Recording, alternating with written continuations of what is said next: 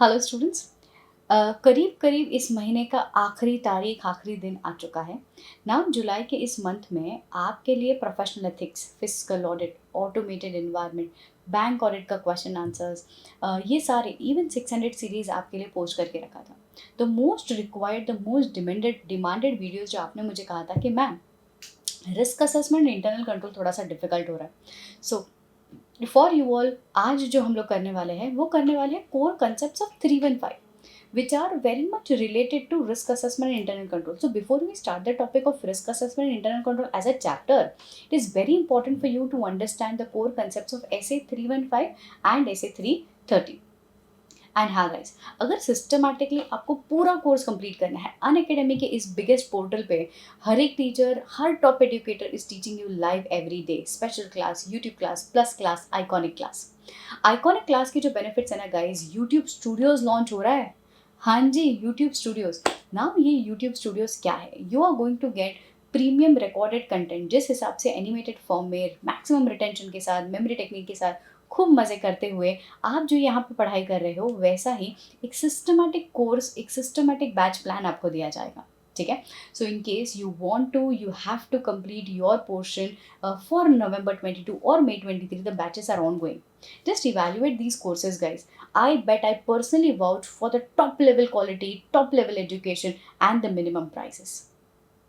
इसमें आपको मिलने वाली है physical copy of books, evaluated test series, doubt solving classes, industry sessions, practical sessions and much मोर।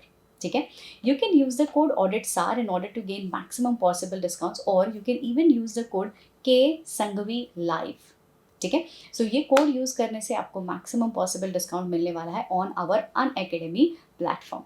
चलिए, so let's get started with today's topic. And wait, अब तक अगर आपने चैनल को सब्सक्राइब नहीं किया तो please do that first, press the bell icon and comment in the comment section below that how our efforts are adding value to your preparations. चलिए guys, let's get started.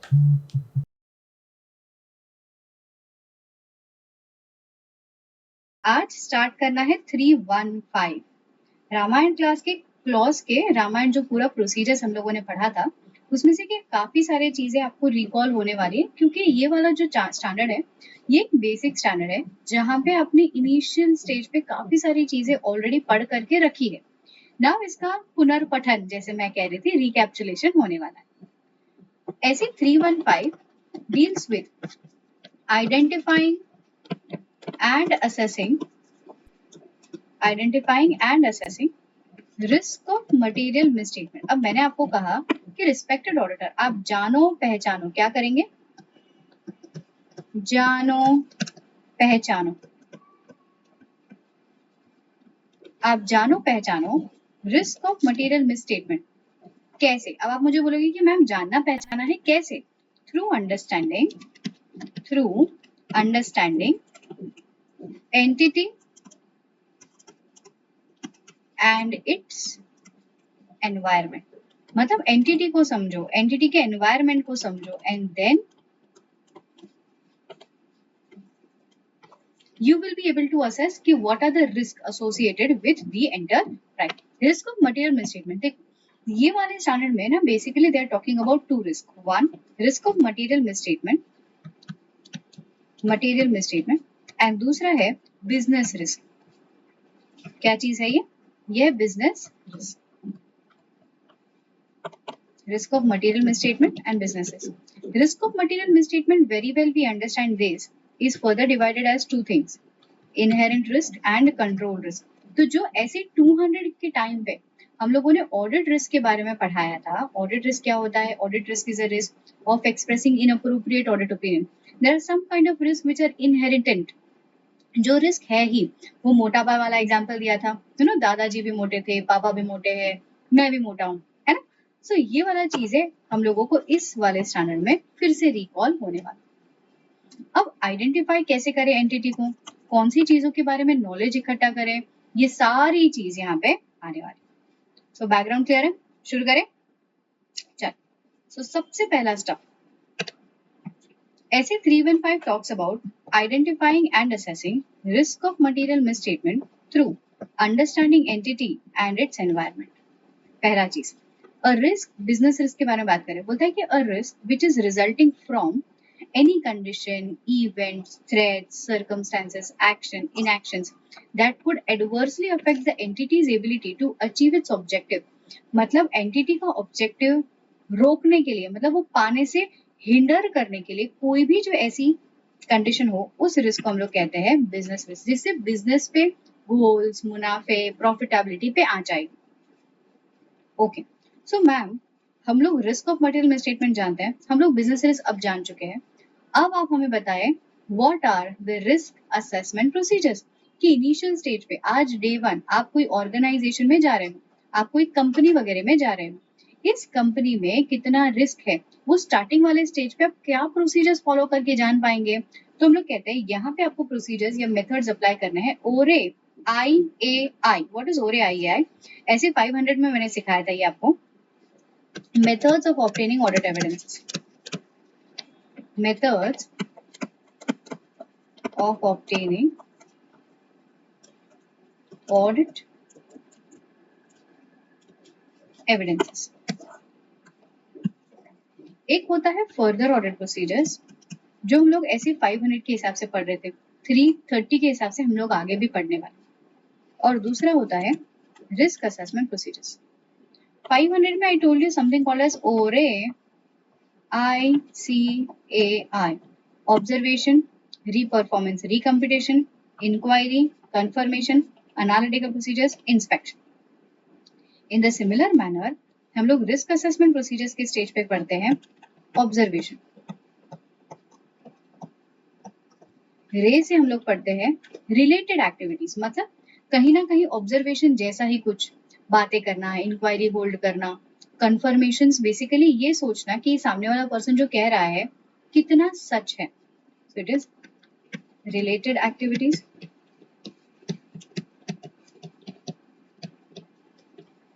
Inquiries करना. अब यहाँ पे confirmation ना बच्चों, ये confirmation आप risk assessment stage पे नहीं कर पाएंगे. जस्ट इमेजिन अ पोजीशन जहाँ पे आप खुद पहले दूसरे दिन ऑडिट करने गए हो और डायरेक्टली डेटर्स या फिर क्रेडिटर्स को कॉल करके पूछ रहे हो कि सर व्हाट इज अमाउंट, कितना अमाउंट ड्यू है, कितना अमाउंट लेना है, कितना अमाउंट देना है. Confirmation is not risk assessment procedures. तो ये कंफर्मेशन आप डे 1 पे या रिस्क असेसमेंट स्टेज पे नहीं कर पाएंगे. हाँ, बाकायदा आप एनालिटिक्स कर पाओगे. You remember how? ऐसे 520 में हम लोगों ने ये चीज पढ़ी है कि analytical procedures are performed at planning stage, execution stage and conclusion stage. अगर प्लानिंग स्टेज पे आप एनालिटिकल प्रोसीजर्स कर पाते हो, that means analytical procedures risk assessment stage पे चल सकता है. आप एनालिसिस कीजिए and last but not the least आप इंस्पेक्शन कीजिए. आप थोड़ा क्रिटिकली चीजों को इवेल्युएट कीजिए, डॉक्यूमेंट्स को वेरीफाई कीजिए. सर MOA दे दीजिए, AOA दे दीजिए. ये इनिशियल स्टेज पे जो आप चेकिंग करते हो for establishing the risk associated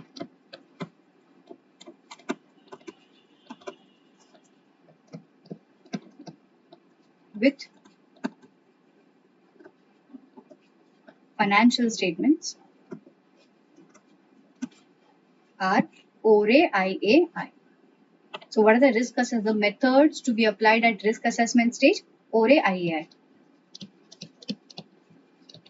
Almost observation, related activities. यहाँ पे रीपरफॉर्मेंस क्यों नहीं कर रहे? क्योंकि अब तक आपने प्रोसीजर्स परफॉर्म ही नहीं किए, तो रीपरफॉर्मेंस की तो बात ही नहीं आती. तो रे से हम लोग बात करेंगे रिलेटेड एक्टिविटीज, इंक्वायरी करना, एनालिसिस करना और इंस्पेक्शन करना. So here, risk assessment procedures and related activities. So auditor should perform risk assessment procedures through understanding entities and its environment, including internal controls. Observation करो. Related activities such as you consider the correctness of information. If the auditor uses the information obtained from the previous year auditor, जैसे कि मैंने अगर past year audit किया था या फिर past year आपने audit किया था, current year मैं audit कर रही हूँ, तो we shall understand what kind of knowledge या फिर what kind of information is being passed by the previous auditor, whether that was correct. क्या मैं इस टाइम पे इस साल में ये information यूज कर पाऊंगी. Discussing the susceptibility of material misstatement. Yes, you need to understand how much या फिर how much it is materially misstated, कितना ज्यादा, किस हद तक, किस हद तक ये मटेरियली मिस्टेटेड हो। नेक्स्ट, एंगेजमेंट पार्टनर जो है should share the insights based on the knowledge, जो भी एंगेजमेंट पार्टनर है should share the insight about the knowledge of the entity. आपको ये वेरीफाई करवाना या फिर आपको ये चेक करना कि ये एंटिटी में जो भी नॉलेज हमको मिला है कि ये बिजनेस एंटिटी ट्रेडिंग है, मैन्युफैक्चरिंग है, ये एंटिटी सर्विस रेंडरिंग है, based on the type of the nature of the business कहाँ कहाँ रिस्क हो सकता है। मैम ये एंटिटी तो इम्पोर्ट एक्सपोर्ट करती है, तो जब भी गुड्स आप एक्सपोर्ट करोगे बाहरी देश, अगर आप आउटसाइड इंडिया गुड्स ट्रांसफर कर रहे हो तो फॉरेन करेंसी में पैसा आ रहा है, यहाँ पे भी रिस्क है। क्या रिस्क है? फ्लक्चुएशन का रिस्क है। So all these things you will be able to understand by knowing about the company more. Inquiries करना, मैम किससे इंक्वायरीज कर सकते हैं? Mark this is an expected exam question. The question can be asked to you कि auditor can obtain information by inquiry as a process. Ma'am किससे करेंगे inquiry? TCWG से, internal auditor से, इन हाउस लीगल काउंसिल से, marketing and sales personnel से, unusual transaction हुआ तो employ से,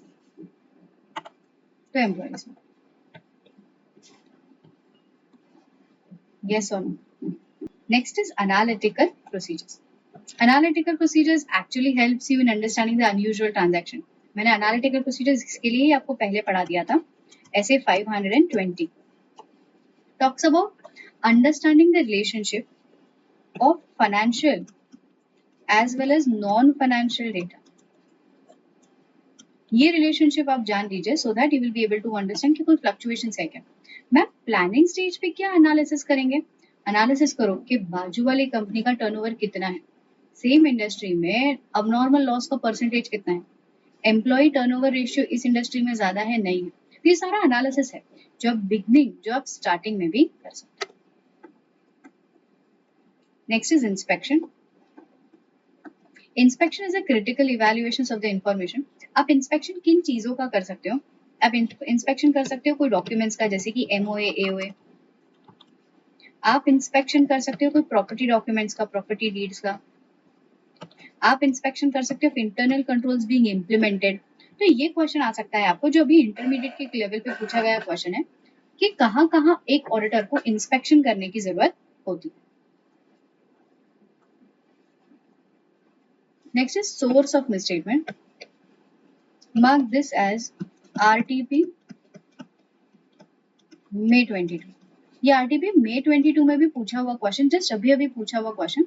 ऐसा same point, exactly same point आपको दिखाई देने वाला है ऐसे 450 में पैरा नंबर A1। अब ये सारी चीज तो बाद में, पहले कंसेप्ट समझते हैं। देखिए गाइस, आज आप गए हो, ये है आप गए हो के लिमिटेड में ऑडिट करने के लिए। अगर आप गए हो के लिमिटेड में ऑडिट करने के लिए,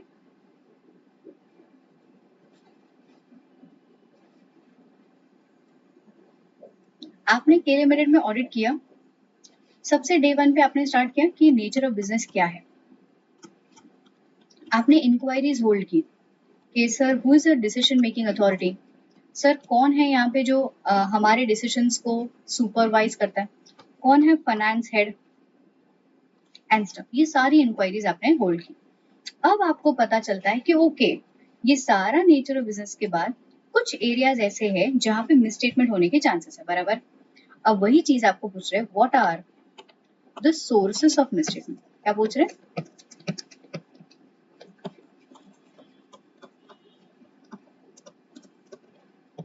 What are the sources of misstatement? Sources of misstatement is UDI. Sources of misstatement is UDI. ODI. O से आता है omission. See for example, कुछ चीजें ऐसी थी जो लिखने जैसी थी। मैम omission क्यों? ट्रांजैक्शन बहुत ज्यादा वॉल्यूमस है, ट्रांजैक्शन जोग्राफिकली वाइड स्प्रेड है, इतना ज्यादा ऑर्गेनाइजेशन में ट्रांजैक्शन हो रहा है कि देर इज अ चांसेस या फिर देर इज अ पॉसिबिलिटी कि कुछ चीज ओमिट हो जाए, हम लोग कहेंगे सबसे पहला सोर्स ऑफ इंफॉर्मेशन, सॉरी पहला सोर्स ऑफ मिसस्टेटमेंट जहाँ पे गलती होने के चांसेस है is omission. Ma'am omission of what? Partial journal entries pass की या फिर जर्नल एंट्रीज पास ही नहीं की, डिस्क्लोजर्स नहीं लिखा, something which is related to omission. D में भी आता है दो चीजें, डिफरेंस ऑफ ओपिनियन जहाँ पे मैनेजमेंट और आप दोनों का एस्टिमेशन अलग है, या फिर डिस्क्लोजर रिलेटेड मिसस्टेटमेंट, यहाँ पे आपने ओमिट कर दिया है मिसस्टेटमेंट, ओमिट कर दिया है डिस्क्लोजर, इसके लिए है मिसस्टेटमेंट, यहाँ पे आपने डिस्क्लोजर गलत किया है, गलत किया है, ठीक है। सो ये हो गए 4 पॉइंट्स। नेक्स्ट आता है आई। आई में भी दो चीजें हैं, हम लोग उसको बोलते हैं उड़ी उड़ी जाए, उड़ी उड़ी जाए। आई से हम लोग कहते हैं कि आपने इनएक्यूरेट प्रोसेसिंग किया है या फिर आपने जो भी प्रोसेसिंग या फिर डेटा एंट्री की है या करेक्ट नहीं की, ठीक है। सो आई से भी दो चीजें आती हैं, इनएक्यूरेट डेटा प्रोसेसिंग और इनकरेक्ट एस्टिमेशन, जो करेक्ट नहीं की। So what is the question? The question says what are the sources of misstatement? कोई ऐसा मिसस्टेटमेंट जिसके वजह से फ्रॉड या एरर होने के चांसेस है। इसका आंसर आता है उडी, O D I. O stands for omission of any element, item, journal entries ही पास नहीं है। Omission of related disclosures, disclosures which are present or wrong, जिसके बारे में मैं आपको बोल रही हूँ। Difference in management judgment, inaccurate data processing and incorrect estimation. May 22 में पूछा हुआ आरटीपी का क्वेश्चन, जस्ट May 22 का पूछा हुआ question, mark this is an expected exam question, important. अब आगे देखिए, मेरे लिए बोलना एकदम आसान है कि आप जाइए ऑर्गेनाइजेशन का नॉलेज इकट्ठा करके आए, ठीक है। अब सामने वाला पर्सन भी, मुझे जीनी को भी मैं बोलूंगी कि नॉलेज इकट्ठा करके आओ, तो जीनी भी मुझे क्या बोलेगा, अरे अब जो हुकुम मेरे आका उसके बाद पूछेगा, बट ये नॉलेज किस चीज का लेकर के आऊं? What knowledge about the entity's business is required? There are 6 points जिसके बारे में एक ऑडिटर को नॉलेज इकट्ठा करना होता है। सबसे पहला industry factor.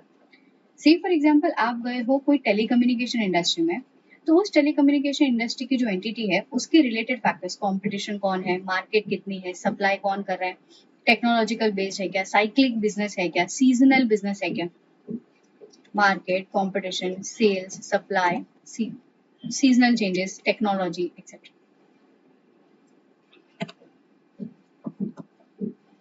Next is regulatory factors. What is regulatory factors? सबसे पहला चीज रेगुलेटरी फैक्टर्स में आता है accounting policies, principle, industry requirements, legislation, taxation क्या है, गवर्नमेंट पॉलिसीज क्या है which is affecting the industry, monitoring any kind of foreign exchange, जो मैं अभी बोल रही थी कि अगर आप एक्सपोर्ट कर रहे हो तो रिस्क है फॉरेन एक्सचेंज फ्लक्चुएशन का। फिजिकल या फाइनेंशियल इंसेंटिव कितना है, टैरिफ, व्हाट इज फिजिकल या फाइनेंशियल इंसेंटिव? हो सकता है कस्टम का कस्टम के लिए हम लोगों को मिल रहा है duty drawback. So any kind of incentive, any kind of legal applications जो आपकी एंटिटी जिसका आप ऑडिट कर रहे हो उस पर लागू हो रहा है, that is the second point जिसके बारे में आपको नॉलेज इकट्ठा करना है कि what regulatory factors are applicable. Ma'am इसका काम हम लोग कहाँ लेंगे? दिमाग लगाओ बच्चों, जैसे ही आपने रेगुलेटरी फैक्टर्स के बारे में नॉलेज इकट्ठा किया, this will help you in understanding considerations of laws and regulation. This will help you in suspecting non-compliances.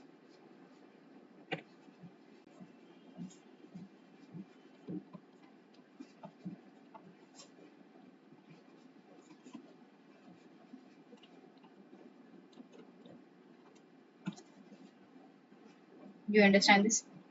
Simple. Yeah. इसके बाद आता है nature of entities. इसके बाद आता है नेचर ऑफ एंटिटीज। सबसे पहला चीज कि how complex the structure of business is, how many JVs, holding, subsidiary, associate do you have. दूसरा, what is the relationship of the owners, ownership का स्ट्रक्चर कितना है, इन्वेस्टमेंट कहाँ से आया है, इक्विटी आया है, डेट ओरिएंटेड कंपनी है, company is debt free company, so that is the nature of industry which जिसके बारे में नॉलेज इकट्ठा कर। एक मिनट मैम ये सब पढ़ना जरूरी है क्या? हाँ बच्चों, ये हर एक पॉइंट इंडिविजुअलिटी में रिटेल क्वेश्चन बनने के लायक।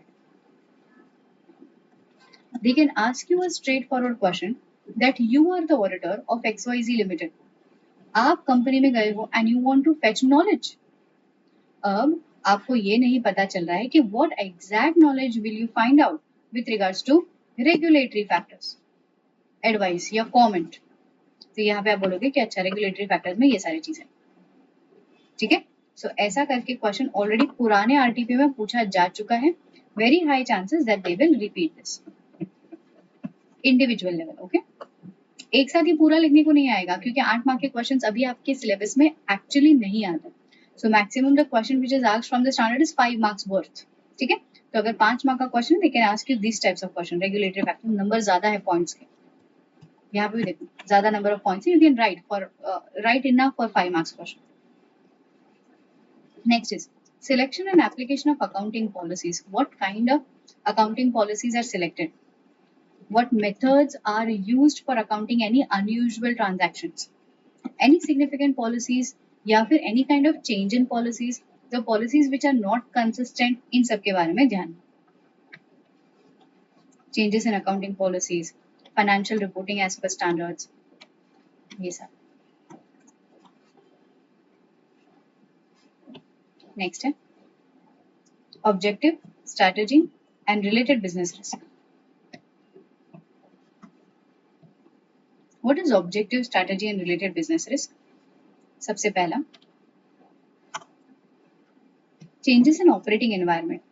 This is a most relevant, most expected, highly expected exam question. देखिए गाइस, ये ऑलरेडी पास्ट एग्जाम में ऐसा क्वेश्चन पूछा जा चुका है आरटीपी के अंदर कि अगर आप बिजनेस के बारे में नॉलेज इकट्ठा कर रहे हो तो आप बिजनेस के ऑब्जेक्टिव, स्ट्रैटेजी और बिजनेस रिस्क के बारे में क्या क्या चीजें कैसे पता चलेगी। तो हमको ये पता चलेगा कि कोई नया पर्सन आया है क्या, कोई चेंज इन टेक्नोलॉजी हुई है क्या, कोई रैपिड ग्रोथ है क्या, कोई कॉम्पिटिटर आ गया है क्या, बिजनेस मॉडल तो चेंज नहीं हो गया, कोई फॉरेन प्रोडक्ट्स लॉन्च कर रहे हो क्या, सर एक्सपेंशन कर रहे हो क्या। बच्चों, don't you feel these pointers are almost same as 570 का operating indicators, right? Operating indicator तो यही चीज है। तो वहां पे हम लोग ऑपरेटिंग इंडिकेटर्स को फाइंड कर रहे थे to know about going concern. यहाँ पे हम लोग ऑपरेटिंग इंडिकेटर्स को फाइंड कर रहे हैं to understand about the strategies, the objective and related business risk. Corporate restructuring, expansion, new pronouncements, new accounting pronouncements applicable. Next is measurement of financial performance, the 6th point. यहाँ पे वो लोग बोलते हैं कि you have to study the key performance indicators. What is this? KPIs कहते हैं हम लोग। Usually guys, इंडस्ट्री में भी कई बार हम लोग एम्प्लॉय के लिए HR अप्रेजल्स के लिए KPIs सिलेक्ट करते हैं in order to check whether the business is running in an appropriate manner, in an appropriate fashion. हम लोग KPIs रहते हैं, जैसे कि रेट ऑफ रिटर्न कितना है, कंपनी का डिविडेंड पे आउट कितना है, तो इनसे हमको पता चलता है कंपनी कितनी financially strong. Period on period financial analysis करना, budgets, forecast, actual cost, segment information, division information, employ performance and incentive compensation policies. So basically यहाँ पे आपको ये सारी चीज देख करके क्या पता चलेगा? फाइनेंशियल परफॉर्मेंस, फाइनेंशियल परफॉर्मेंस, ठीक है। सो क्वेश्चन एंड स्टेटमेंट समझ में आया? पक्का? इजी है, जनरल है।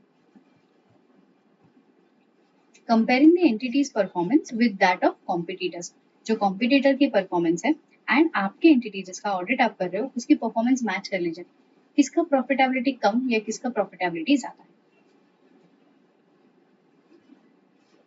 नेक्स्ट है, now we need to understand कि what are the internal controls. जहां रिस्क है वहां कंट्रोल है। I know you will be able to recall, जहां रिस्क है वहां इश्क है, इश्क है तो रिस्क है। बट हमारे ऑडिट में हम लोग कहते हैं जहां रिस्क है वहां कंट्रोल्स, वहां क्या है? कंट्रोल्स। ये कंट्रोल्स फॉर बीइंग इफेक्टिव, मैंने 265 में ये कंसेप्ट बताया था, These control, for being effective, we need to have the components of internal control to be sound. ये component of internal control क्या है? याद आया? CRICM. Control environment, risk assessment, control activity,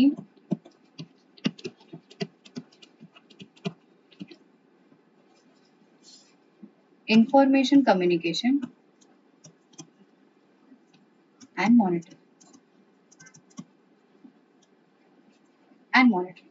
So यहाँ पे controls के अंदर अगर I want the controls to be very sound, the components of control should be sound.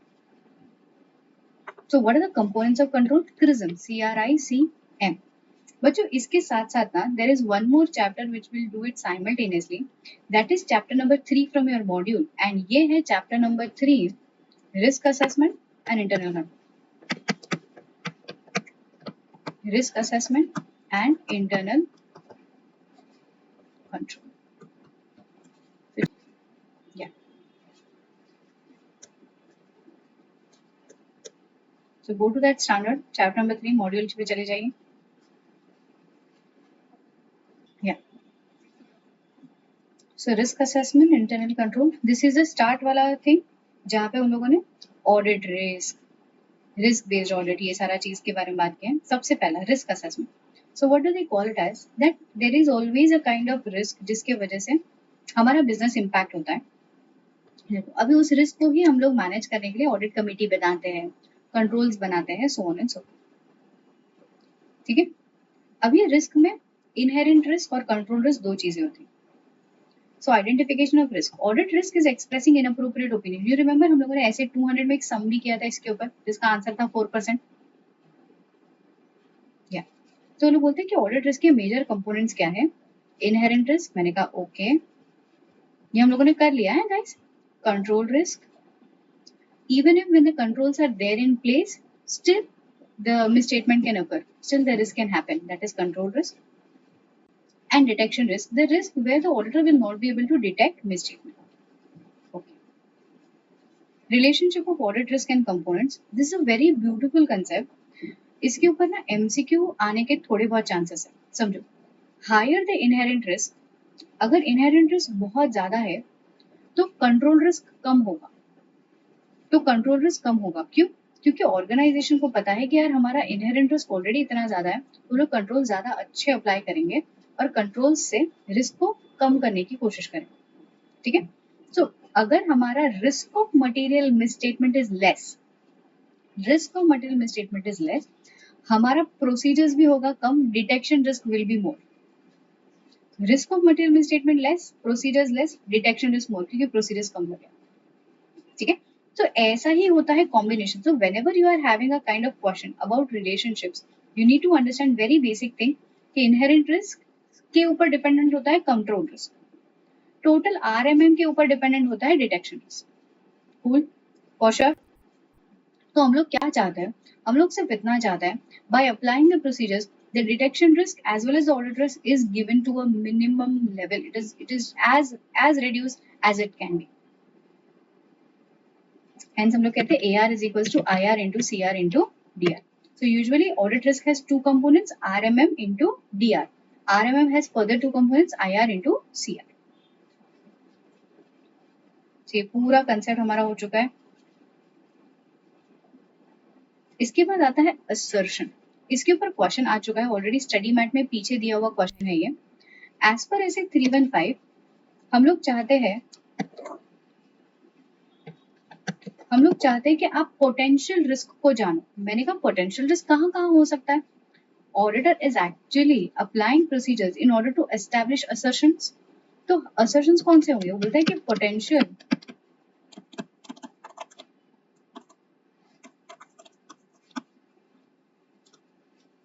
Assertion कौन से है? PNL, balance sheet, notes. Remember हम लोगों ने पढ़ा था ERCV, OCSEC, existence, rights, obligations, valuation, completeness, occurrence. completeness, classification, cutoff and completeness. यहाँ पे आता है ORCV, ERCV and presentation and disclosures के लिए भी हमारे पास असर्शन है. ये assertion actually we have studied in a very initial note कि असर्शंस क्या होता है. असर्शन का मतलब होता है they are implicit and explicit a kind of representation जो मैनेजमेंट देता है. मैनेजमेंट क्या है? मैनेजमेंट ये कह सकता है कि मैम ये पीएनएल में जो सेल्स दिखा रहे हैं ना वो हम लोगों ने इस साल में किया. यू हैव टू फॉर्मुलेट या फिर यू हैव टू अंडरस्टैंड कि yes this sales belongs to this current year only. You have to obtain evidences कि yes ये building belongs to the company, the rights and obligation belongs to the company.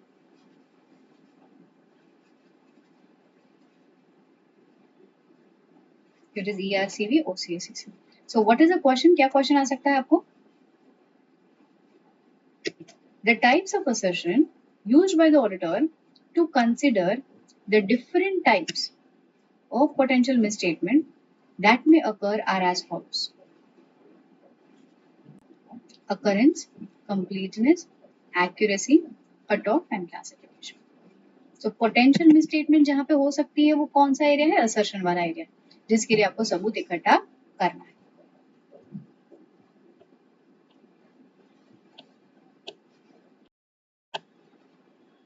Steps for risk identification ये हम लोग बाद में पढ़ेंगे. बहुत ही basic point है, इसके ऊपर ऑलरेडी पास्ट एग्जामिनेशन में आरटीपी क्वेश्चन आ चुका है. रिस्क को कैसे आइडेंटिफाई करें? Assessing the significance of risk, determining likelihood, कितनी बार ऐसा होने के चांसेस है कि कैशियर फ्रॉड कर ले, गुड्स रिसीव हो बट गुड्स रजिस्टर में रिकॉर्डिंग ना हो. तो ये सारे रिस्क होने के कितने चांसेस है? What are the likelihood, what are the frequency?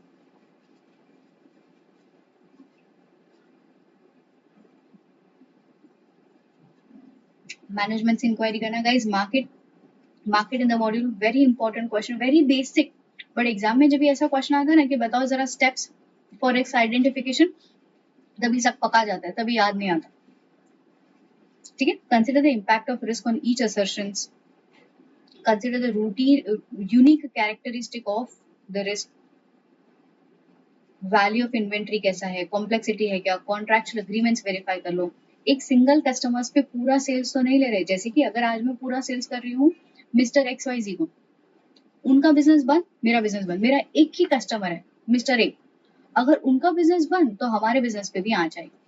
हमारा वेंडर सिर्फ एक सिंगल वेंडर है, हमको गुड सप्लाई करता है मिस्टर बी, उन्होंने कहा कि मैम हम हमारा बिजनेस बंद करते हैं, अरे उसने माल सप्लाई करना बंद कर दिया, हमारा बिजनेस पे आ जाएगा. सो ये भी एक प्रकार का रिस्क है.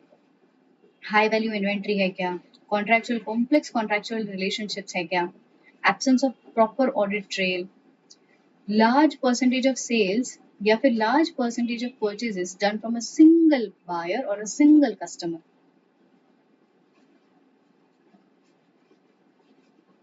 पोटेंशियल मिसस्टेटमेंट इंडिकेटर, मैम कैसे पता चलेगा रिस्क है? पोटेंशियल रिस्क हो सकता है.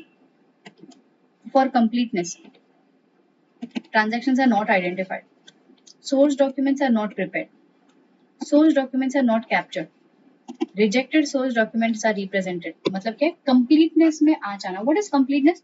सारा का सारा transactions recorded है या नहीं है. so what all are the indicators showing that इस area में misstatement हो सकता है? completeness as an assertion can go wrong. how will we be able to understand this? transaction है ही नहीं, source data wrong है, source information is not given, source information reject होने के बाद भी वही का वही दे करके रखा है. एग्जिस्टेंस पे कैसे आ जाएंगे? फिक्टिशियस या अनऑथोराइज्ड ट्रांजैक्शन हुआ है, अनऑथोराइज्ड वाउचर है, सोर्स डॉक्यूमेंट ओवर स्टेटेड है. जैसे कि अगर आपने मुझे कहा कि मैम इस साल मैंने 15 लाख का खर्चा किया, मैंने कहा बिल बताओ, तो आपने वही पुराना बिल जो 10 लाख का था ना उस पर 5 0 को 5 लिख करके 15 कर दिया. Over stated documents. Duplicated documents, capture, ये देखो डुप्लीकेशन, एक ही डॉक्यूमेंट को दो बार प्रेजेंट किया है. Invalid documents, recording. हाँ, यह है क्लासिफिकेशन. कि क्लासिफिकेशन पे कैसा पता चलेगा हमको कि क्लासिफिकेशन में आ चाहिए? तो source data is captured inaccurately, जो रेंट था उसको रिपेयर्स बताया है. Transactions are inaccurate, processing inaccurate हुआ है, एडजस्टमेंट्स रॉन्ग लेजर्स में कर दिया है. कट ऑफ पीरियड का कट ऑफ ही नहीं है, आपने नेक्स्ट ईयर का खर्चा भी करंट ईयर में डाल करके रखा है. So this is how you will be able to understand. These are the examples of potential misstatement at these level. Indicators. Got it?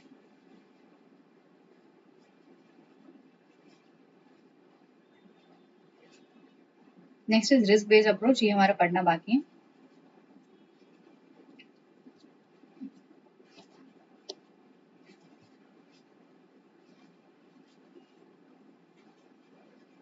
This risk assessment.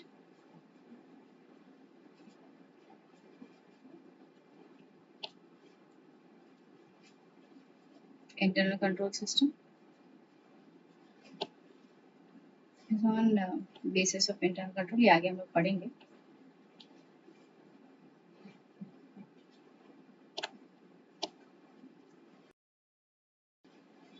हम लोगों को अब पढ़ना है इंटरनल कंट्रोल के कंपोनेंट्स. या पेज नंबर 21 पे internal control के कंपोनेंट्स क्या है? It is क्रिज्म. CRICM. क्या है ये? CRICM. क्रिज्म. तो C stands for control environment. अभी कंट्रोल एनवायरनमेंट में गाइस काफी सारी चीजें हैं. जैसे मैं आपको कहती हूँ कंट्रोल एनवायरनमेंट का मतलब होता है how the things are processed, how the environment is. तो मैम यहाँ पे क्या क्या चीजें आएगी? एंटिटी की एथिकल वैल्यूज. कई बार the person is so ethical कि चीजें गलत होती ही नहीं है इनसे, गलत चीजें बोली ही नहीं जाती इनसे, या फिर किसी के इमोशंस, कोई फाइनेंशियल नीड्स के साथ खिलवाड़ होता ही नहीं है. अगर ऐसा कंट्रोल एनवायरनमेंट है तो auditor will be quite stable. Auditor will be satisfied about the control environment कि यार गवर्नेंस है, मम्मी देख रेख रख रही है. The governance the governance structure of the organisation, company के हर काम पे सुपरविजन लेकर के बैठे. तो हमें एक प्रकार की तसल्ली हो जाएगी कि yes, if the communication, the enforcement of the integrity and the ethical values are good, control environment is good. इसके ऊपर ना गाइस आपको आपके इसी मॉड्यूल में एक रिटेल क्वेश्चन है. क्या क्वेश्चन है मैं बताती हूँ. कि आप हो ऑडिटर, आप गए हो फलाना कंपनी में ऑडिट करने के लिए. आप इंटरनल कंट्रोल्स को इवेल्युएट करना चाहते हो. इंटरनल कंट्रोल्स के लिए कंपोनेंट्स देखना जरूरी, दैट इज CRICM देखना जरूरी. इस इंटरनल कंट्रोल्स में आपने सबसे पहला कंपोनेंट देखा कंट्रोल एनवायरनमेंट. कहा जाता है कि जितना ज्यादा मैनेजमेंट इंटीग्रिटी रहा, एथिकल रिक्वायरमेंट्स फुलफिल रहा, उतना ज्यादा control environment is good. Explain करके छोड़ देंगे तो मैं लिखूंगी क्या? ये वाला पॉइंट कि yes, effectiveness of the control can not rise about your integrity. Control कितने भी अच्छे हो, बट आप मन से बुरे हो ना, आप दिल से फ्रॉड करने के, आप लालची हो, आप गलत काम करने के लिए सोच करके बैठे, ठान करके बैठे हो, तो कंट्रोल्स चाहे जितने अच्छे हो कोई फर्क नहीं पड़ना. इसके लिए वो लोग बोलते हैं कि yes, effectiveness of the control can not rise about the integrity और the honesty of the personal so implementing those controls. Effectiveness of the control cannot rise above the integrity and the ethical value of the people who creates, administer or monitor them. Integrity and the ethical behavior are the product of the entity's ethical standard. अगर मेरी organisation में आई am very strict, I am very particular about ethics, मेरे principles के खिलाफ मैं काम नहीं करती, तो डोंट यू फील मेरा पूरा स्टाफ वैसे ही काम करेगा जैसे मैं काम करती हूँ. However, if Mr. X is a person, he is not a man of integrity.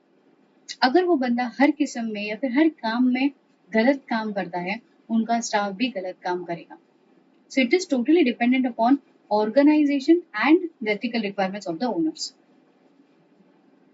Ethical standard and they are required to be well communicated. आज अगर मेरे स्टाफ में, मैं आपको ये तो सच बता दूं, अगर हमारे ऑर्गेनाइजेशन में कोई गलत काम हुआ ना, हम तभी के तभी उनको बुला करके बिठा करके बात कर लेंगे कि ये चीज आपने सही नहीं की, हमारे ऑर्गेनाइजेशन में ऐसा नहीं होना.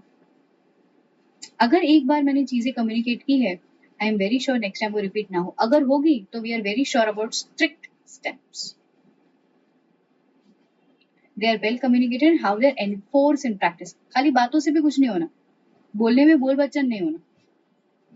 Enforcement of the integrity, for example management actions to mitigate or eliminate those incentive, temptations to do fraud, temptations to act illegally or dishonestly, unethical act करना. What is temptation? कोई होता है ना कि गलत काम करने का सोच करके आता. The communications of the entities policy on integrity and ethical values, how much clear and transparent you are about your own ethics and principles. So that is the first very point. इसके ऊपर question आया हुआ है control environment का. Next is commitment to competence, how much you play या फिर how much you give importance to the skill knowledge. Participants of TCWG, what is participation of TCWG? आज मैं ये सारा काम काज आपको बोल के, देखो बेटा ऐसा काम करना है, देखो ये वैसा काम करना है, देखो दिख रहा है ये ऐसा काम करना है, ये वैसा काम करना है, ये चीज आपको मैं बोल करके चली गई. उसके बाद मैंने कभी सुपरविजन नहीं किया, कभी फॉलो अप नहीं लिया, कभी आपसे रिपोर्टिंग नहीं लिया, ना कभी आपको फिर से रिवर्जन दिया कि बेटा ऐसा काम करना. तो व्हाट डू यू फील, जो बोली हुई बातें हैं वो इम्प्लीमेंट होगी. That is participation of governance of TCWG. Management psychology and operating style, organisation का स्ट्रक्चर. व्हाट इज ऑर्गेनाइजेशन का structure? Who has the authority, who has the responsibility, appropriate decisions कौन लेता है. It totally depends upon the size, the nature, the structure of the business. Assignment of authority and responsibility, ensuring guys that organization में अगर कोई risky area है, कोई important area है, are given to those personnel, those who all are trustworthy personnel. अगर आपने काम complex वाला काम कोई ऐसे पर्सन को दिया है, दे आर नॉट ट्रस्टवर्दी, आपका काम बिगड़ने वाला. Human resource policies and practice, human resource policies and practice. तो यहाँ पे व्हाट इज ह्यूमन रिसोर्स? आज मुझे मेरी टीम में कोई ऐसे पर्सन चाहिए जो एटिकेट्स वाले हैं, बेसिकली ऑनेस्टी है, जो खुद मैनर्स, डिसिप्लिन, ये सारा चीज पजेस करते हैं. अब हमारा HR पॉलिसी कोई भी एरा गैरा नट्टू खेरा, किसी के भी मिलने जुलने वाले लोगों को मैंने शामिल कर दिया, अरे मेरे सर का भाई का भांजा है वहां पे, चला आ जा, ठीक है काम कर ले, ऐसा नहीं चलने वाला. So that also human resource policy, मतलब staffing policy also plays a very vital role in order to understand how the organization's environment will be, how they are operating. एक मिनट, हम लोग क्या कर रहे हैं? We are auditors, we are separate. जो entity में हम जाएंगे उसको जानने की कोशिश कर रहे हैं, उसके इंटरनल कंट्रोल्स के ऊपर नॉलेज इकट्ठा कर रहे हैं. इंटरनल कंट्रोल का पहला कंपोनेंट है कंट्रोल एनवायरनमेंट. अगर आपको कोई शॉर्ट नोट लिखने बोले कि बच्चों write a short note on control environment, तो what are points you will write? A to G. Control environment में ये सारे इंटरनल फैक्टर्स आते हैं. All these things is written in your risk assessment internal control वाला chapter audit सार में भी है. You can just go to your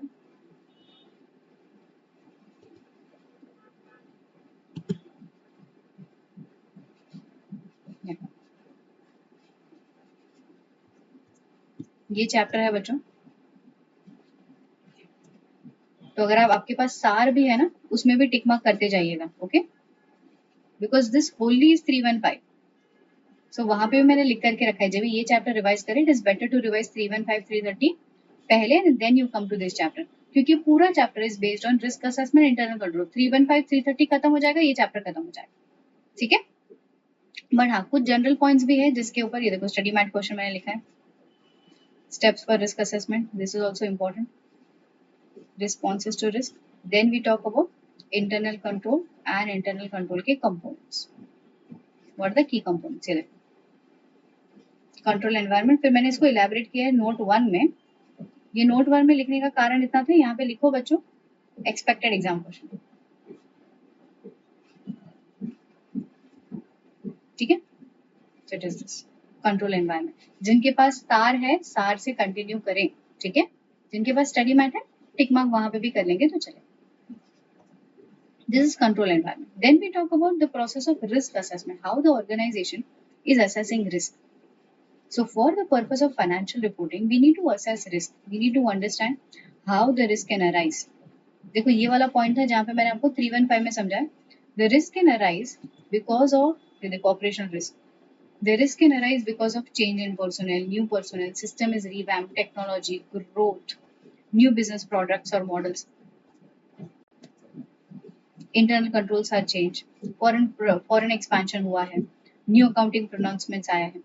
तो what is the question? The question can be risk can arise due to changes in the following circumstances. Mark it लिखो अपने book में, the risk can arise due to the changes in the following,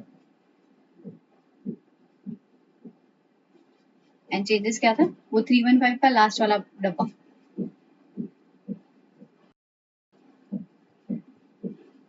control activities. What are control activities? Control activities का मतलब होता है What exact controls are implemented by an auditor?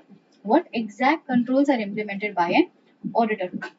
जैसे कि segregation of duty हो गया, performance review हो गया, अप्रेजल्स हो गया, तो ये सारा चीज, परफॉर्मेंस रिव्यू हो गया, इंफॉर्मेशन प्रोसेसिंग फॉलो अप हो गया, फिजिकल कंट्रोल्स हो गया. What are physical controls?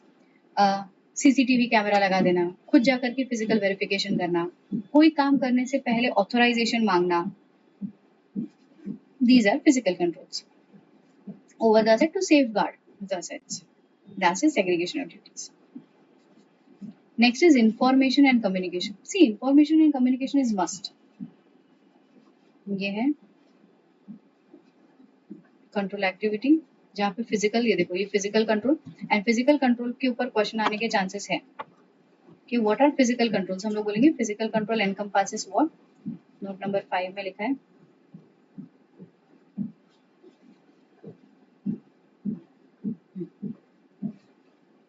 So physical controls, authorization, accessibility, programs, periodic comparison, खुद जाकर के फिजिकल काउंटिंग करना. ठीक है.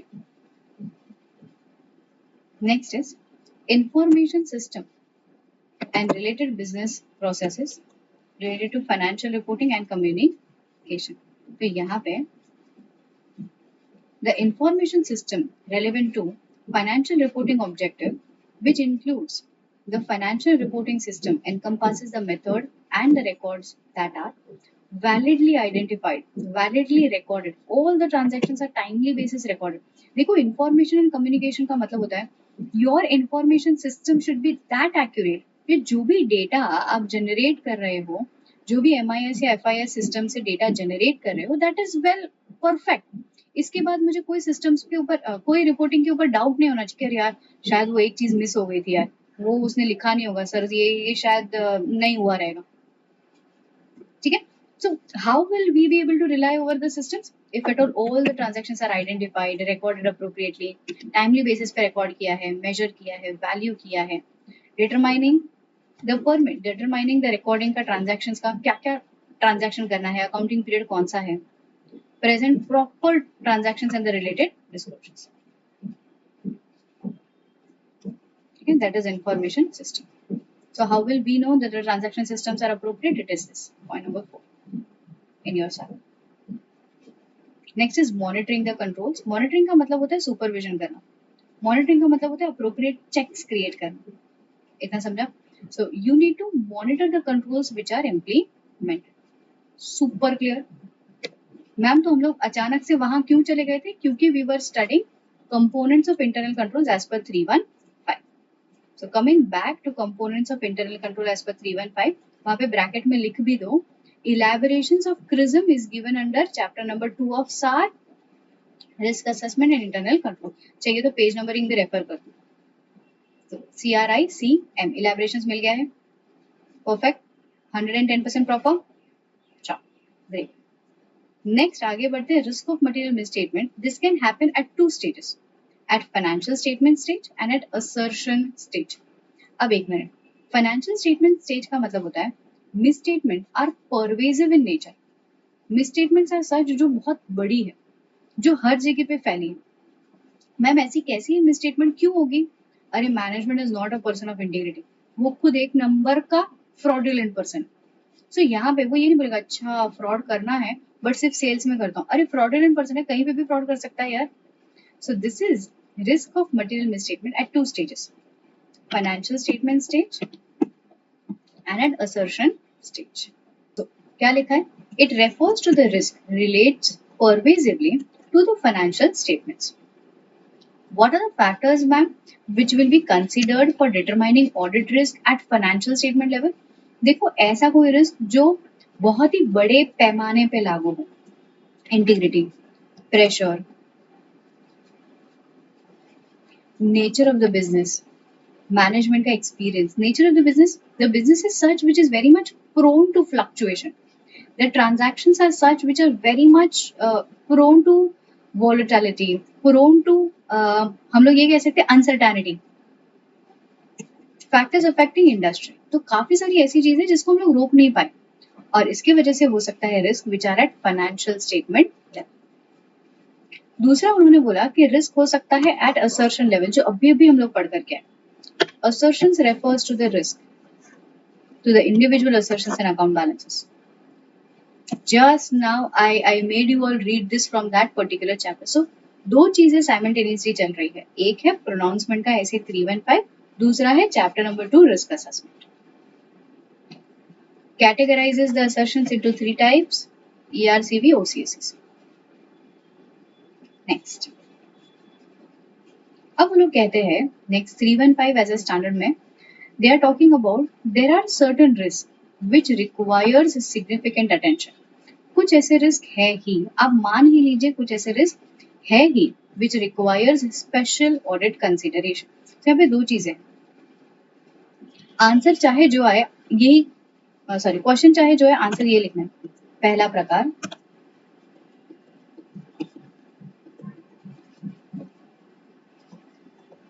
सिग्निफिकेंट रिस्क बताएं.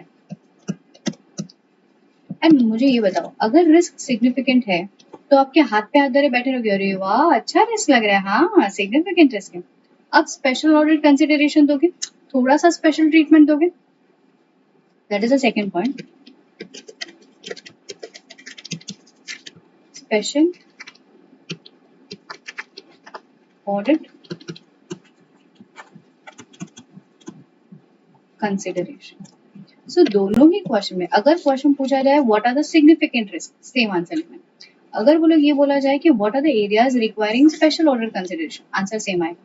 क्या आंसर आएगा देखो, if at all it is a risk of fraud, risk of related party transactions, risk related with uncertainties, risk because of uncertainties, economic conditions, subjectivity. अगर ये सारा रिस्क है तो boss it will require the special audit consideration and these are known as significant risk. So risk of fraud, complex transaction, unusual transaction, subjectivity, risk involving uncertainties, risk related to significant changes in economic, accounting and other developments. Cool. Super understanding.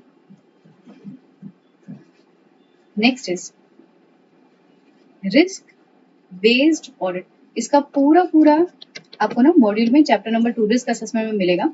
Module के हिसाब से ये chapter number 3 है, अपने हिसाब से ये chapter number 2. अब ना सबसे पहला चीज जो है वो है risk based audit and control based audit. इसका क्वेश्चन मैं एक्सपेक्ट कर रही हूँ फॉर योर अपकमिंग एग्जामिनेशन.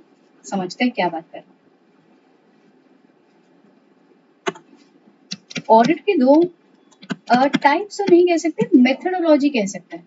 ठीक है, दो तरीके से ऑडिट किया जा सकता है. दिस इज तरीका. ठीक है, सो पहला है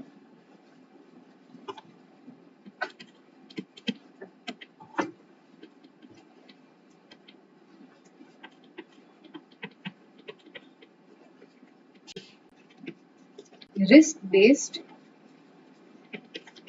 ऑडिट और दूसरा है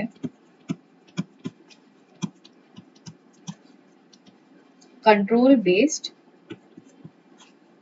ऑडिट. रिस्क बेस्ड ऑडिट का क्या मतलब होता है, जहां पे प्रायोरिटी है रिस्क, जहां पे प्रायोरिटी है रिस्क. सबसे पहला step in this risk based audit, the name itself suggest risk based audit, मतलब audit is based on what, it is based on risk.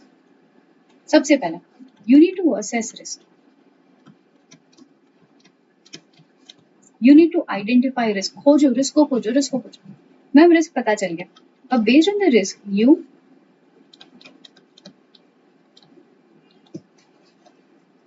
implement your procedures. Try reducing risk. आपका जो residual risk है ना, detection risk है ना, इस detection risk को reduce करने की कोशिश करो. कम से कम रिस्क होना चाहिए. Reduce the risk and then finally you issue your report. You issue your report. So there are 4 points when I talk about. यहाँ पे भी रिस्क बेस्ड ऑडिट और कंट्रोल बेस्ड ऑडिट का बात चल रहा था स्टार्टिंग में, जहाँ पे चैप्टर नंबर मॉड्यूल में भी चैप्टर नंबर 3 में we were talking about risk based audit and control based audit. So risk based audit में हम लोग यही बात करते हैं कि there are steps involve in risk based audit.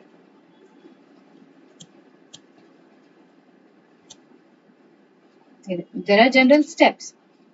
In risk-based audit, assessing the risk of material misstatement, designing the further audit procedures. Procedures के हिसाब से हम लोग ट्राई करेंगे reducing the risk to an acceptable reduce the risk to an acceptable lower level and then finally finalizing the report. So these are the general steps which we implement in order to perform risk based audit. दूसरा आता है control based audit. What is control based audit? यहाँ पे हमारा focus था risk, अब यहाँ पे हमारा फोकस रहेगा controls. Understand the system of internal control. Understand internal control system.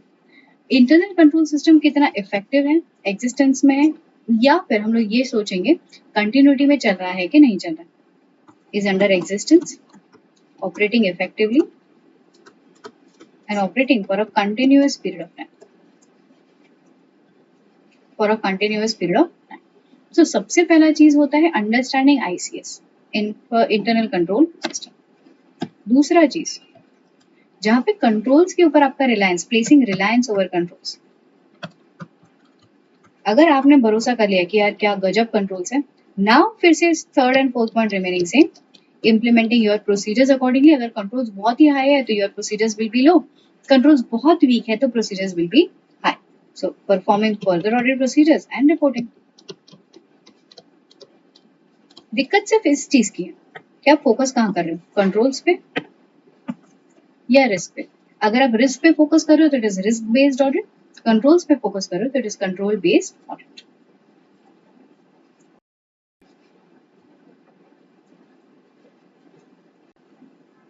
अरे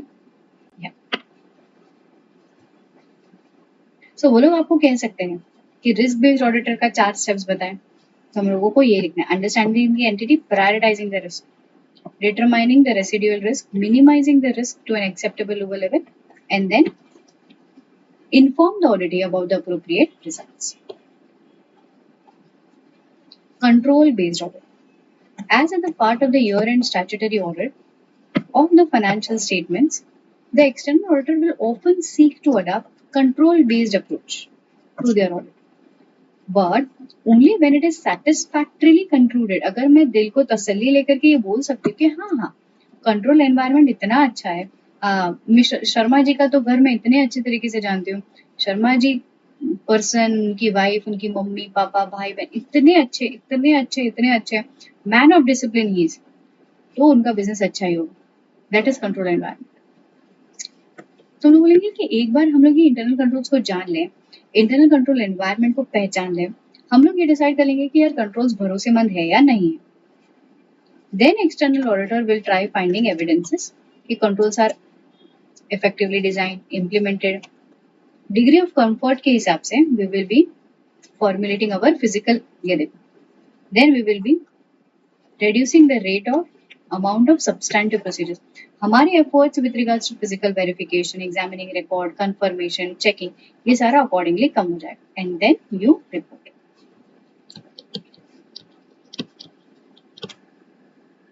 Done. This is risk-based audit, control-based audit. Last but not the least for this particular standard, कहता है IT related risk. What are IT related risk? IT related risk का मतलब होता है, देखो IT होना positive बात तो है, बट जोखम वाली बात भी है. Why? Because there is a risk of inaccurate data processing. There is a risk of inaccurate, unauthorized access of data, unauthorized changes in data, system, files, master files, programs, etc. Failure to make necessary changes. There are few changes which are required to be done, but ये changes शायद ना हुए हों. Potential loss of data. Potential loss of data. So system में जो चीजें हैं उसका लॉस हो जाना, मतलब उड़ जाना, डेटा करप्ट हो जाना. कई बार हमारे आर्टिकल्स गुस्से में भी डेटा उड़ा दे करके जाता है ना. So these are IT related risk. आने के चांसेस है थोड़े से माइन्यूट से. IT related risk. So this is the end of essay 315 as per pronouncement. But हाँ, मैं आपको अभी भी बता दूँ, there are few very important the beautiful point which will cover just a bit later. 3:30 होने के बाद हम लोग ये चैप्टर में चले जाएंगे जो चैप्टर नंबर 2 है फ्रॉम द स्टार, एंड ये चैप्टर साइमल्टेनियसली खत्म कर देंगे। ठीक है, चलो यहाँ पे हैप्पी एंडिंग होता है ऑफ ऐसे 315। चलिए, आफ्टर कंप्लीटिंग ऐसे 315, now let us start with ऐसे 330। वेरी बेसिक चीज, जो चीजें है हम लोगों को पढ़नी है। 330 अगर आप देखने जाओ तो small standard, not that big, but very crucial standard. अभी इसके ऊपर भी ना, इसको मैंने इंपॉर्टेंट मार्क करा करके रखा था। I just wanted to give you a kind of hint. When I was making this book, I marked this concept as important. This is just in your current May 22 examination RTP में पूछा हुआ question है based on this. ठीक है, so usually जो हम लोगों ने रिस्क को असेस किया है, ये स्टैंडर्ड उसको रिस्पॉन्ड करने की बातें करता है। ठीक है, तो चलो let us firstly go through the concept of ऐसे 330। What ऐसे 330 says? ऐसे 330 says auditors responses to assessed risk. Ma'am ये रिस्क कहाँ असेस किया है? Assessed as under 315. ठीक है, तो हम लोग कहते हैं कि ऑडिटर के प्रोसीजर्स में सबसे पहला होता है रिस्क को असेस करना। मैंने कहा yes, this I have already done under 315। अब उस असेस्ड रिस्क को you responded further with further audit procedures, and this further audit procedures has two things in it. Firstly, you test your controls, and secondly, you apply substantive procedures. So ये पूरा standard is 330 responses to assessed risk, that is implementation of further audit procedures. Controls test करने में आप क्या क्या करेंगे? आप design, जो कंट्रोल्स का डिजाइन है वो इम्प्लीमेंटेशन चेक करेंगे, इवैल्यूएट करेंगे कंट्रोल्स आर इन एग्जिस्टेंस और नॉट। अगर deviation from controls are detected तो फर्दर इंक्वायरीज करेंगे। सब्सटैंटिव प्रोसीजर्स में what you will do is, substantive procedures में you will do vouching, verification, substantive analytical procedures, you will be examinating journal entries. एक और question था, under which area you actually implement या फिर you actually check the material journal entries? Fraud. जहां पे हम लोग बात करते हैं MOC, management overriding control, fraud, वहां पे देखो स्पेसिफिक प्रोसीजर्स में आपको बताया है इवैल्यूएशन ऑफ जर्नल एंट्रीज। सो अगर आपको क्वेश्चन दिया जाए जर्नल एंट्रीज आप कौन से स्टैंडर्ड के तहत पे चेक करते हो, आप आंसर लिखोगे ऐसे 240।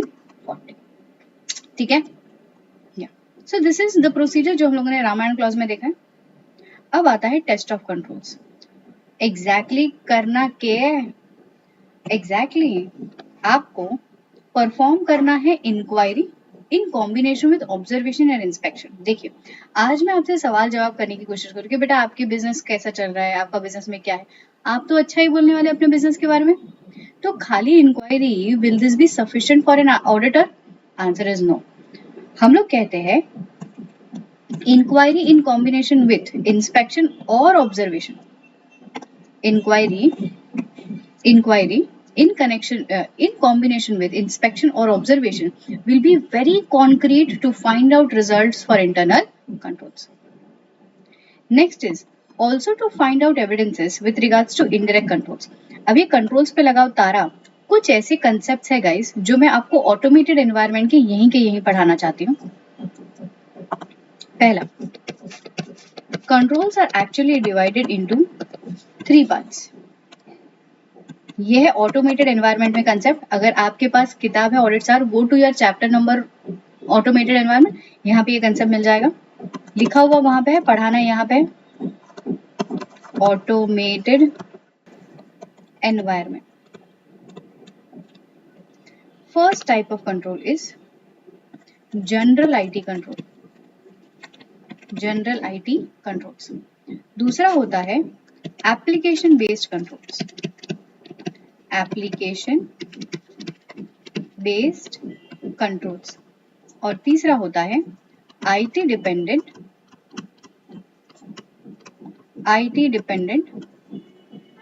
Manual controls, IT dependent manual controls. General IT controls का मतलब होता है these are pervasive in nature, these are pervasive in nature. General IT controls are the controls which are indirect controls spread all over. For example, mobile phone है आपके पास, mobile phone में आप शुरू करते हो, there is a password, pass lock और face ID detection, right? This is general IT control. Why this is general IT control? Because एक बार आप पासवर्ड ओपन करें, उसके बाद आपको सारे के सारे एप्लीकेशंस यूज करने मिल सकते हैं, बराबर?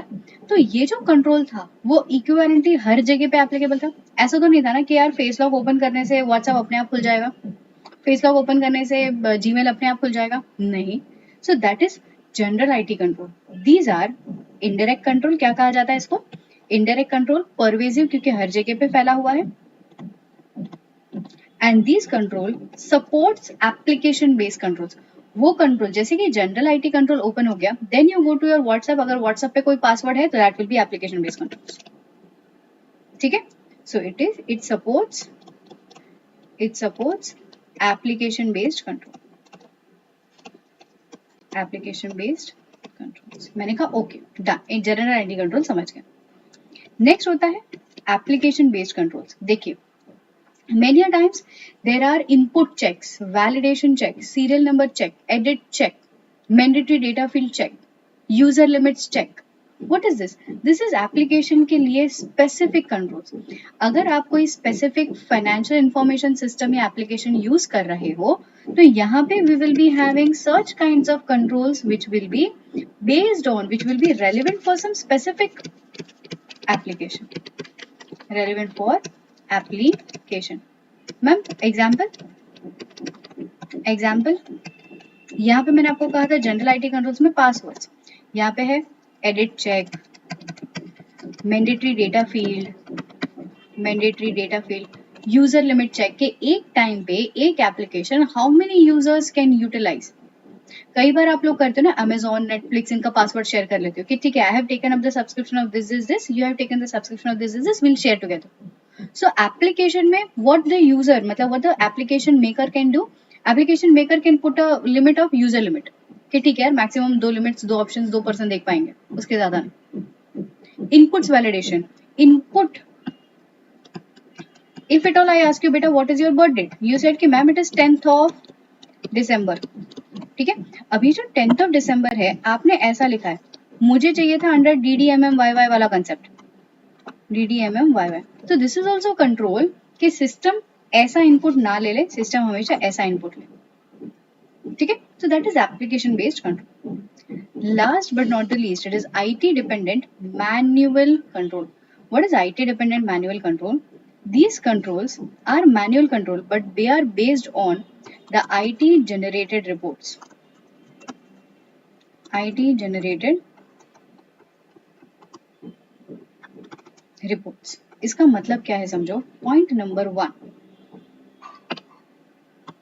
अगर आज हम आपके पास से कह रहे हैं कि बेटा अपना बिजनेस का मुझे सेल्स रिपोर्ट दे दो, आपने north, east, west and south का सेल्स रिपोर्ट दिया. नॉर्थ में इतना सेल्स हुआ है, ईस्ट में इतना हुआ है, साउथ में इतना हुआ है, वेस्ट में इतना हुआ है. अब based on this reports which are generated from the system, I see के नॉर्थ, ईस्ट, वेस्ट, साउथ में सेल्स का डिफरेंशिएशन है. मैंने आपको ऑर्डर कर दिया कि बेटा नॉर्थ वाले जोन में थोड़ा प्रमोशन करना शुरू करो. People are not aware about our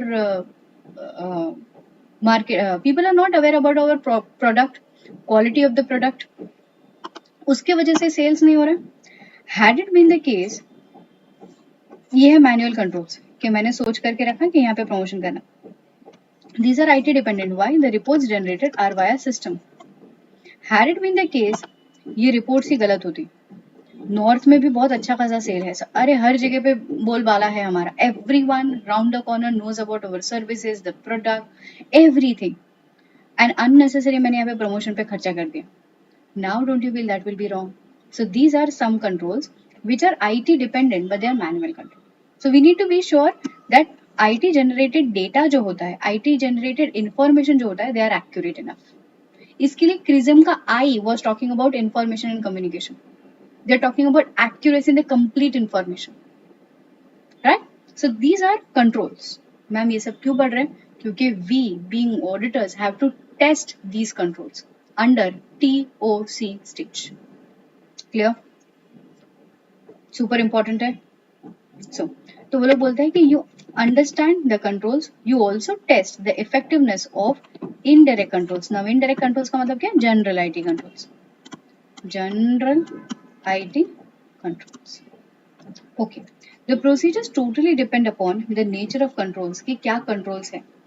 The more persuasive evidences are required when अगर persuasive evidences are required तो then the auditor will need to extend the level of procedures कि हमको अगर कंट्रोल्स के लिए कुछ ऐसे एविडेंसेस चाहिए जिसके बेसिस पे हम लोग ये तसल्ली कर सके कंट्रोल्स एकदम गजब चल रहे हैं तो extended testing is required.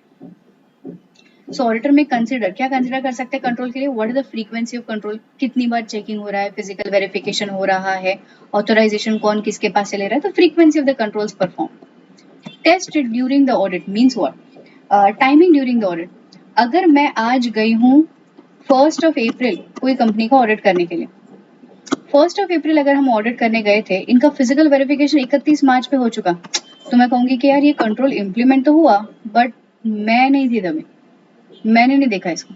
This is timing during your audit. जैसे कि आपने 3 महीने ऑडिट किया during your audit what were the controls which were implemented you were able to actually verify the controls being implemented effectively so that he can rely over the operating effectiveness of those controls. How relevant and how much reliable the evidences are. To what extent the evidences are obtained. Timing, relevance, reliability, extent. Next. What are the auditors? The auditor can use the audit evidences obtained in the previous year before retesting the controls he shall consider. Very beautiful. इसी के ऊपर RTP में question पूछे. What is the concept? See for example, you are the auditor of K Limited for the year 22-23. ठीक है आपने testing किया था आपने ऑब्वियसली तभी टीओसी किया होगा टीओडी किया है चलो चंगा. अब आप ऑडिटर अपॉइंट हुए हो फॉर द ईयर 23-24. अब यहाँ पे जब भी आप टीओसी सबसे पहला करना शुरू करोगे the question to you is can you rely over the evidences about the controls which you obtained in the previous year? Answer is yes. Control evidences. You can very well rely over this. अब जब भी आप इन controls के ऊपर rely कर रहे हो या फिर इन एविडेंसेस के ऊपर रिलाई कर रहे हो there are certain factors that you will need to verify कि रीटेस्टिंग करने की जरूरत है. लास्ट ईयर जो लैक बताया था मैंने कि यहाँ पे कंट्रोल्स में कमियां हैं उसको सुधारा गया है क्या. What is still the risk of material misstatement existing? Extent of evidences which are received. Effectiveness of the control environment. तो हम लोग कहेंगे it is real RMM. Risk from controls. Effectiveness of the control environment. Effectiveness of general IT controls. Risk due to the lack of change in control. And still risk of material misstatement जो pending है and the extent of reliance. But हाँ इतना ध्यान रहे बहुत पहले once upon a time आपने control को टेस्ट किया क्या आज वही सेम एविडेंसेस पे भरोसा कर सकते हो. नहीं कंट्रोल्स को एटलीस्ट वंस इन 3 इयर्स आपको टेस्ट करना ही पड़ेगा. So auditor must retest the control of the entity at least once in 3 years. Very important MCQ क्योंकि ये क्वेश्चन आरटीपी में पूछा है ना ब्रीफ तो एमसीक्यू के नाम पे ये 3 इयर्स वाला कंसेप्ट पूछा जा सकता है. अब देखो आपने जब भी रिस्क असेसमेंट प्रोसीजर्स पे कंट्रोल्स को चेक किया एंड जब भी एक्चुअली कंट्रोल्स को टेस्ट कर रहे थे या फिर इम्प्लीमेंटेशन करने के बाद फर्दर ऑडिट प्रोसीजर्स इंप्लीमेंट कर रहे थे आपने देखा है डीविएशन फ्रॉम कंट्रोल्स. क्या हुआ है deviation from controls are detected. मतलब मैंने आप पे भरोसा किया बट आप तो बेवफा निकले ऐसी वाली फीलिंग. कंट्रोल्स को क्या बोलेंगे if deviation from controls upon which the auditor was intending to rely. मैं जिस पे भरोसा करने वाली थी जिसके ऊपर मैं भरोसा करने वाली थी उसके अंदर अगर डिविएशन मिल रहा है तो हम लोग क्या करेंगे. द आंसर सेज हम लोग इंक्वायरी करेंगे. हम लोग स्पेसिफिक इंक्वायरीज करेंगे. ये स्पेसिफिक इंक्वायरीज किस चीज की करेंगे 3 चीज की स्पेसिफिक इंक्वायरीज करेंगे. पहला कि यार ऐसन कैसन कंट्रोल्स क्यों इतने वीक हो गए. टेस्ट ऑफ कंट्रोल्स क्या test of controls is providing appropriate basis for reliance. जो भी टीओसी हमने किया था क्या उस पर भरोसा करने जैसा है. एडिशनल टीओसी करने की जरूरत है क्या एंड ये जो पोटेंशियल रिस्क दिख रहा है हमको असर्शन लेवल पे, will this be addressed by substantive procedures? Yes और? इसके ऊपर एक एमसीक्यू आया हुआ है बच्चों आईसीएआई की एमसीक्यू बुकलेट में, तो चलो फिर से पढ़ो इसको। When the deviation from controls upon which the auditor is intending to rely, जिस कंट्रोल्स पे मैंने भरोसा किया, क्योंकि कंट्रोल बेस्ड ऑडिट अगर मैं करूं तो कंट्रोल पे भरोसा करना पड़ेगा। रिलायंस ओवर कंट्रोल, मैंने सोचा कि यार भरोसा कर लेते, बट भरोसा करने के बाद कंट्रोल्स में डिविएशन दिखा, जैसा कंट्रोल्स को रन करना चाहिए था वैसा नहीं रन कर रहा है, तो हम लोग क्या करेंगे? We shall make specific inquiries to understand the matter and potential consequences. Ma'am, specific inquiries in the field of what? Whether TOC is giving you appropriate basis for conclusion, additional TOC is required, what are the potential risks which can be addressed? Can that be addressed by substantive procedures or not? अब आगे यहाँ पे आपका TOC खत्म होता है कि ठीक है आपने TOC किया, TOC पे भरोसा करेंगे, substantive procedures डिजाइन करेंगे, भरोसा नहीं करेंगे, specific inquiries करेंगे. Now the specific inquiry says substantive procedures. What are substantive procedures? These are vouching verification. ये हम लोग क्यों कहते हैं, क्यों करते हैं? For verifying the actual assertions.